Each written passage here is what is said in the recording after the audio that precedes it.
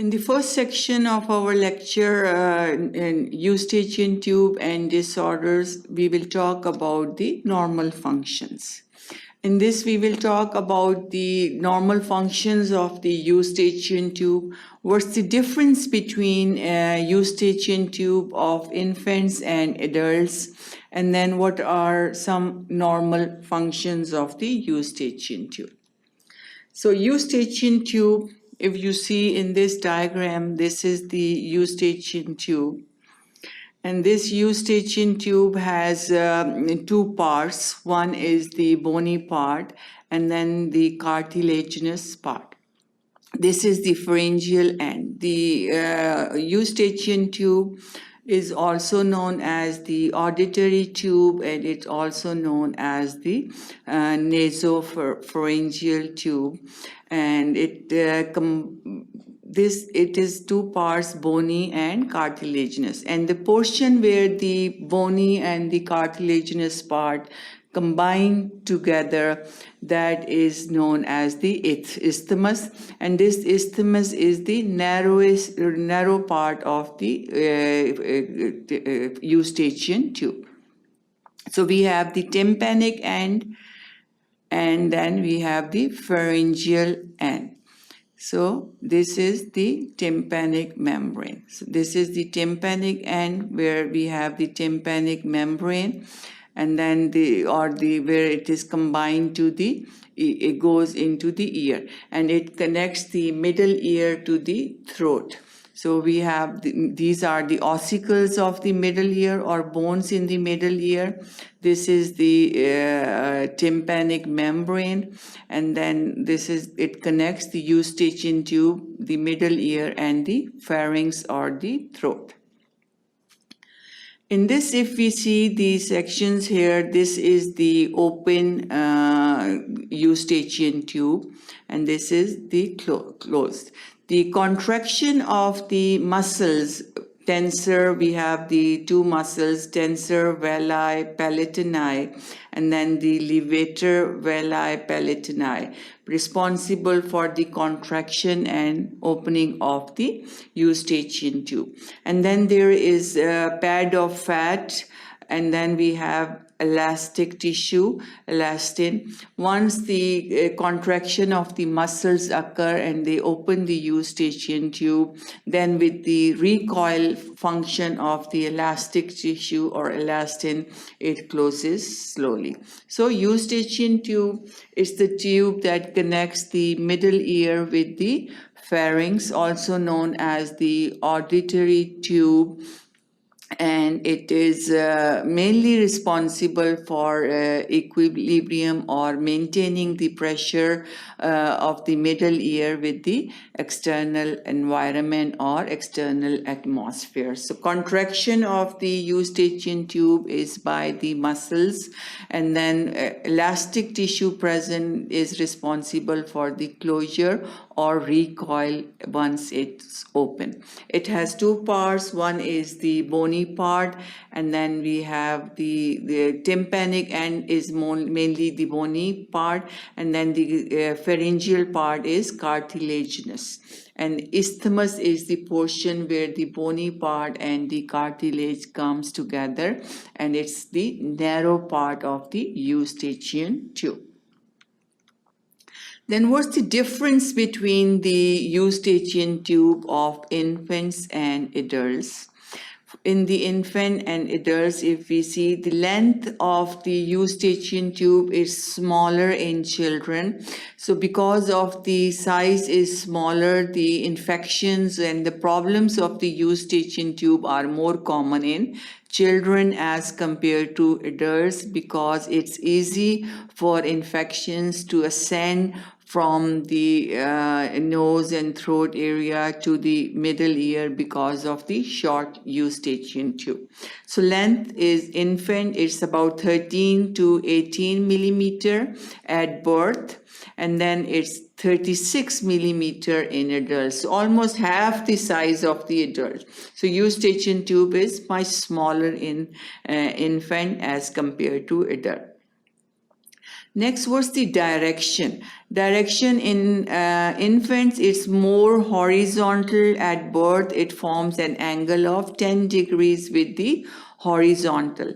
At age 7 and later it is 45 degrees. So it's more straighter in infants, more horizontal, just make an angle of 10 degrees. So because of the straight nature, less angulation, it is easy for bacteria to ascend the ear also. So infections of the middle ear are common in children. One reason, it's smaller in size. The second reason, it's mainly less angulated. It's about 10-degree angulation, but after 7 years of age, the angulation increases and it becomes 45 degree. So that more angulation also protects the infection from reaching the ear.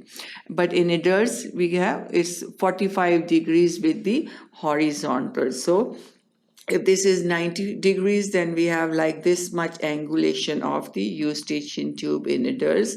So this angulation can prevent the ascent of the bacteria or microorganism. So next is angulation at isthmus.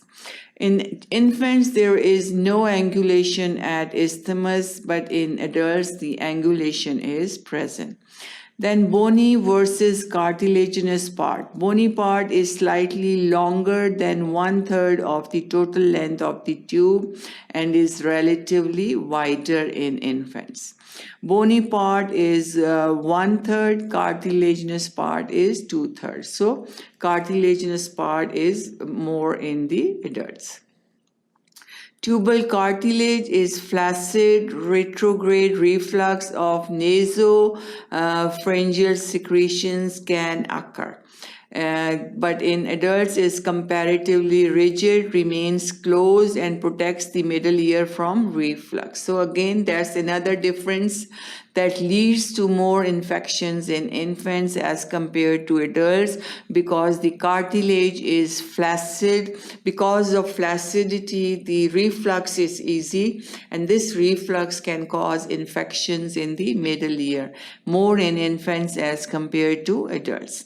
Then density of the elastin at the hinge, it's less dense in the children. Tube does not close by recoil. So as I mentioned in the previous slide, that the recoil, once the tube opens by the contraction of the muscles, the recoil of the elastic tissue closes it. But in the infants, this elastic tissue is less dense and it cannot lead to the closure of the tube by the recoil. And then density of the elastin more and helps to keep the tube closed by recoil. Again, the tube is closed and it can prevent the infections. Then we have Ostman pad of fat. It's less in infants naturally. With the age, pad of fat increases, and this large and helps to keep the tube closed. So very, very important differences are in the tube anatomical structure of the tube in infants and adults. That's why up to 7 years and ear infections are very common, and usually the children, they have keep on recurrent infections because the Eustachian tube is smaller as compared to adult. The angulation is less. Less angulation can cause easy ascent of the infection or microorganism. Elasticity is less. Less elasticity can prevent the closure of the tube, so it remains open. So these are some very basic differences that can differentiate the Eustachian tube in infants and in adults. Normal function of the Eustachian tube. In this diagram, if you see, this is the Eustachian tube, this is the nasopharynx, and this we have, it connects the middle ear with the nasopharynx, so Eustachian tube.